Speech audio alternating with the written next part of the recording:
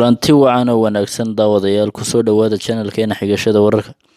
Fadlan hadaad nagu cusub tahay subscribe noo saar channelka sidoo kale gambalka furo si aad u ogaato warbixinada iyo wararka iyo muuqaalada iyo macluumaadka iyo xogaha iyo halkan idin soo gelino.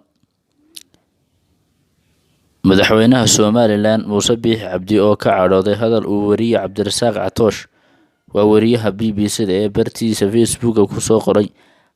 Hadalkan oo ahaa mid ay dhammaan shacabka reer Somaliland aad uga wada cadhoodeen baraha bulshadana aad loogu falaqeynayay ayaa Cabdirasaaq Catoosh oo aan ilaa iyo haatan u jawaab celin Muuse Biixi iyo shacabka reer Somaliland.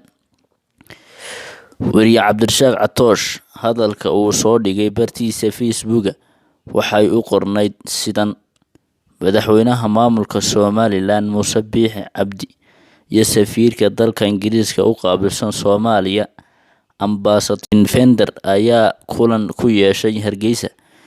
Kulanka waxaa lagaga wada hadlayay sidii loo xoojin lahaa iskaashiga labada dhinac ka dhexeeya iyo arrimo la xiriira dhinacyada amniga, kobcinta iyo kor u qaadida waxbarashada.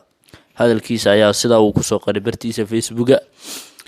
baraha bulshada ay aad u haysataa hadalkaas oo laga falaqeynayo kelmadda la isku haysta ee Muuse Biixi ka cadhooday iyo waliba shacabka reer Somaliland. kelmaddaas oo marka la eego maamulka ama sida kale loo dhiga u qaabilsan kaliya macnaha dadku waxay ka soo qaadeen Soomaaliya kaliya u qaabilsan yahay. hadalkaas ayaa aad la isku haysaa baraha bulshada aad loo isku wadaagaya loo falaqeynaya.